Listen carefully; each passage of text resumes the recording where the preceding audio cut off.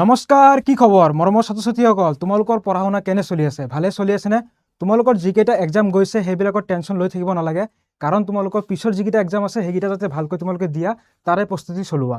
আৰু তোমালোকৰ next exam কেতিয়া আছে? মোৰ পিছফালে এটা তাৰিখ দেখা পাইছা। কি দেখা পাইছা?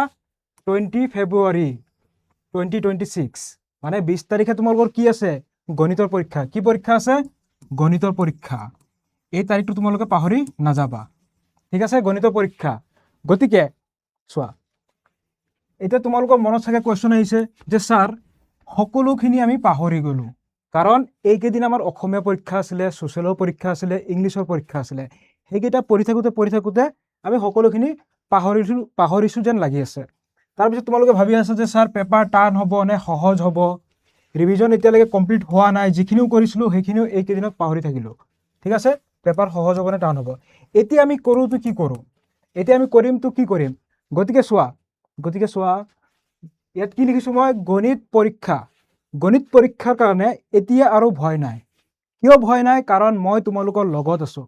মই তোমালোকৰ প্ৰসেনজিৎ ছাৰ তোমালোকৰ লগত সদায় আছোঁ, টেনশ্যন ল'বলগীয়া নাই। চোৱা, কিয় টেনশ্যন ল'ব নালাগে? চোৱা, এতিয়ালৈ আমি কি কৰিলোঁ? চোৱা, কি কৰিলোঁ? 5টা ওৱান শ্বটত আমি কি কৰিলোঁ? আমাৰ যিটো মহাপলয় বেটছ আছিলে ন, তাতে আমি কি কৰিলোঁ? 5টা ওৱান শ্বটত আমি গোটেই কিতাপটো তোমালোকৰ কমপ্লিট কৰাই দিছোঁ, ঠিক আছে? গোটেই কিতাপটো তোমালোকৰ কমপ্লিট কৰাই দিছোঁ।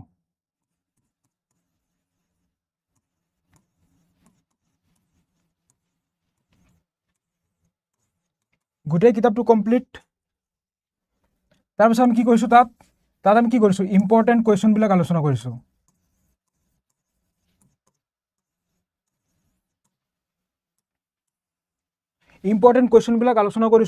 আৰু তোমালোকে সেইখিনি কি কৰিছা? প্ৰেক্টিছ কৰিছা, ঠিক আছে? প্ৰেক্টিছ কৰিছা আৰু লগতে ৰিভিজন কৰি আছা, ঠিক আছে? তেতিয়াহ'লে তোমালোকৰ কি টেনশ্যন নাই? তেতিয়াহ'লে কিয় টেনশ্যন? চোৱা, এইখিনি তোমালোকৰ গোটেই কিতাপ ইয়াত কমপ্লিট হৈ গ'ল। ইম্পৰ্টেণ্ট কুৱেশ্যন আমি আলোচনা কৰিছোঁ, প্ৰেক্টিছ কৰিছোঁ, ৰিভিজন কৰিছোঁ, ঠিক আছে? কিন্তু আমি এতিয়া অলপ পাহৰি আছোঁ। তাৰ বাবে আমি কি কৰিম?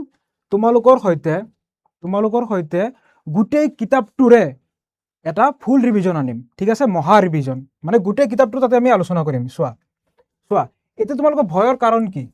চোৱা, এইফালে লক্ষ্য কৰা, এই গোটেইখিনি আমি কৰিলোৱে, লগতে গোটেই ফৰ্মুলা আমি ৰিভিজন কৰিলোঁ,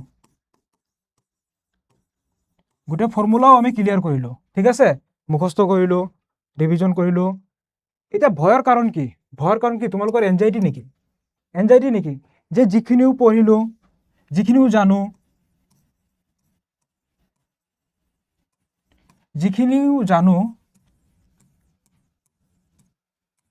সেইখিনিও নাজানো যেন লাগে।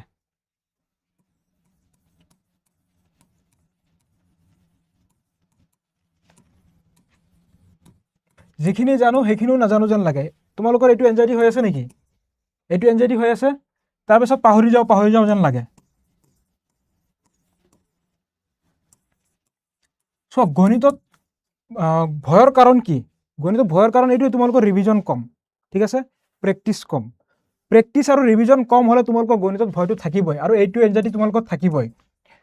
আৰু এইটো সাধাৰণ কথাই, কাৰণ তোমালোকে চোৱা, এইকেইদিন তোমালোকৰ বেলেগ পৰীক্ষা গৈ আছে, গণিতটো তোমালোকে পঢ়িবলৈ টাইম পোৱাই নাই। সেইকাৰণে মই তোমালোকৰ লগত আছোঁ এইকেইদিনত। মাজতে আমাৰ কেইটা দিন আছে? মাজত কেৱল 3টা দিনমান আছে।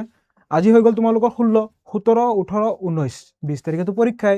গতিকে এইকেইদিনত তোমালোকে কি কৰিবা? চোৱা, এইকেইদিনত তোমালোকে কি কৰিবা? তোমালোকৰ ভয়ৰ কাৰণ বুজি পাইছা? যিটো এনজাইটি হৈ আছে ন, এই এনজাইটি তোমালোকৰ লগত মই দূৰ কৰিম, ঠিক আছে? মই তোমালোকৰ লগত আছোঁ, তোমালোকে মোৰ লগত থাকিব লাগিব, ঠিক আছে? তাৰপিছত চোৱা, এতিয়া চোৱা, এই লাষ্ট 3 ডেজত তোমালোকে কি কৰিবা, কি নকৰিবা? চোৱা, ইয়াত কৰিবলগীয়া আৰু নকৰিবলগীয়া কি আছে? চোৱা, কৰিবলগীয়া ভিতৰত যিটো তোমালোকৰ মই কৈছোঁ, কিমান তাৰিখে আহিব? যিটো আমাৰ ফুল বুক ৰিভিজন মেৰাথন, কিমান তাৰিখে আহিব? 8 AM আহিব, ৰাতিপুৱা আহিব, 17 তাৰিখে আহিব, ঠিক আছে? 17 ফেব্ৰুৱাৰী। যিসকলে 17 ফেব্ৰুৱাৰীত ক্লিয়াৰ কৰিছা, তোমালোকে নেক্সট আকৌ ৰিভিজন কৰিব পাৰিবা। আকৌ এবাৰ চাই ল'বা যদি ক্লিয়াৰ হোৱা নাই, ঠিক আছে? 17 ফেব্ৰুৱাৰীত তোমালোকে 8 PM ৰাতিপুৱা উঠি টেবুলত বহি যাবা, ঠিক আছে? আৰু তোমালোকে এতিয়াই প্ৰমিছ কৰা যে 17 ফেব্ৰুৱাৰীত তোমালোকে প্ৰথমৰ পৰা লাষ্টলৈকে ৰিভিজন কৰিবা, মাজৰ পৰা ওলাই নাযাবা। মাজৰ পৰা ওলাই গ'লে তোমালোকৰ ভয় থাকি যাব, এনজাইটি থাকি যাব। মোৰ লগত তোমালোকে ৰিভিজন কৰিব লাগিব, ঠিক আছে। চব ইয়াত তোমালোকৰ ফুল বুক ৰিভিজন হৈ যাব, ঠিক আছে। ফুল বুক ৰিভিজন হৈ যাব। আৰু ইয়াত আমি কি কৰিম, এক্সাম ওৰিয়েণ্টেড কুৱেশ্যন আলোচনা কৰিম, ঠিক আছে। এক্সাম ৰিলেটেড কুৱেশ্যন, এক্সাম ওৰিয়েণ্টেড কুৱেশ্যনবিলাক আলোচনা কৰিম আৰু লগতে কনচেপ্ট বেছ কুৱেশ্যন আলোচনা কৰিম। তাৰপিছত ইয়াত আমাৰ ফৰ্মুলা ক্লিয়াৰ কৰাই দিম তোমালোকক।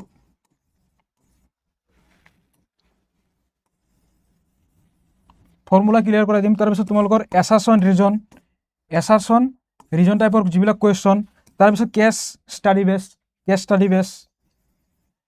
বেছ কুৱেশ্যন আহিবও পাৰে, ঠিক আছে। যদি আহে তেতিয়াহ'লে তোমালোকে যদি কৰিব পাৰা, ঠিক আছে। এতিয়া চোৱা কি কি কৰিবা বুলি কৈছোঁ, ফুল বুক ৰিভিজন কৰিবা, ঠিক আছে। ফুল বুক ৰিভিজন কৰি ল'বা, ফুল বুক তোমালোকে ৰিভিজন কৰি ল'বা, যিটো তোমালোকৰ মই আনি আছোঁ 17 ফেব্ৰুৱাৰী, ঠিক আছে। তাত তোমালোকৰ ৰিভিজন হৈ যাব।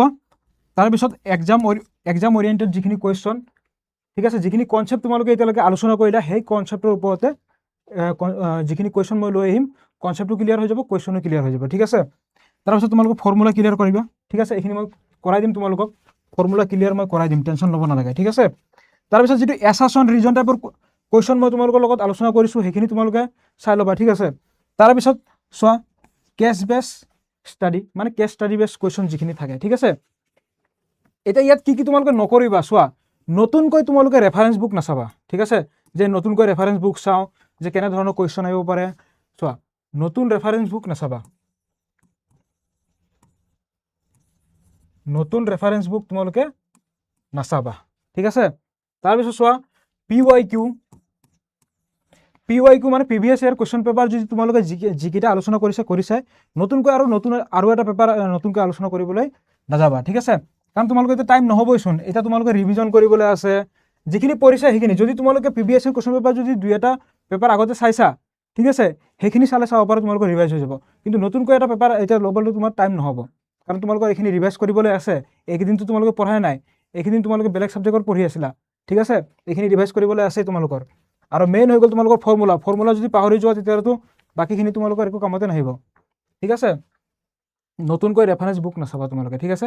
আৰু মই তোমালোকক এক্সাম ওৰিয়েণ্টেড কুৱেশ্যন ল'লেও সেইখিনি তোমালোকৰ এই কিতাপৰ যিখিনি কনচেপ্ট থাকিব, কনচেপ্টৰ ওপৰতে মই লৈছোঁ, ঠিক আছে।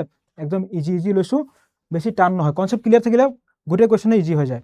চোৱা এতিয়া চোৱা এক্সামৰ আগত তোমালোকে কি কৰিবা, চোৱা যিটো তোমালোকৰ কিতাপ, গণিতৰ কিতাপটো কি কৰিবা, বন্ধ কৰি থবা, ঠিক আছে। এক্সামৰ আগৰ দিনা, মানে এক্সামৰ আগত, এক্সাম যোৱাৰ আগত ৰাতিপুৱা কি কৰিবা, ৰাতিপুৱা কিতাপটো বন্ধ। মানে এতিয়া গোটেই কিতাপটো যদি আকৌ তুমি চাবলৈ যোৱা, সময় হ'ব জানো? ৰাতিপুৱা উঠিবা, এক্সাম দিবলৈ যাবা, সময় নহ'ব। সেইখিনি সময়ত তোমালোকে কি কৰিবা, ফৰ্মুলা শ্বীটটো তোমালোকে গো থ্ৰু কৰিবা, ঠিক আছে। এক্সামত যোৱাৰ আগত কি কৰিবা তোমালোকে, কিতাপ বন্ধ, ঠিক আছে।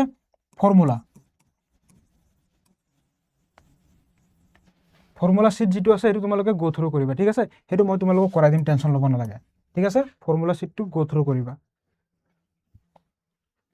আৰু মই তোমালোকৰ লগত আছোঁ, টেনশ্যন লোৱাৰ দৰকাৰ নাই, ঠিক আছে। গতিকে তোমালোকে কি কৰিবা, নতুন ৰেফাৰেঞ্চ বুক তোমালোকে এতিয়া চাবলৈ দৰকাৰ নাই। চোৱা যিখিনি তোমালোকক ওৱান শ্বট কৰাইছোঁ সেইখিনি তোমালোকেতো ক্লিয়াৰ কৰিছাই, সেইখিনি পাৰিলে তোমালোকে ৰিভাইজ দি দিবা, ঠিক আছে। ৰিভাইজ দি দিবা। তাৰপিছত চোৱা যিটো মেৰাথন নাম্বাৰ 2ত যিটো মেৰাথন ল'ম তোমালোকৰ 17 তাৰিখে, সেই মেৰাথনটো এটেণ্ড কৰিবা, ঠিক আছে। তাৰপিছত ফৰ্মুলা ৰিভাইজ, ঠিক আছে। Formula revise, okay. যিখিনি কৈছোঁ তোমালোকক গোটেইখিনি তোমালোকৰ ক্লিয়াৰ হৈছেনে, কি কৈ আছোঁ? অ'কে, ঠিক আছে।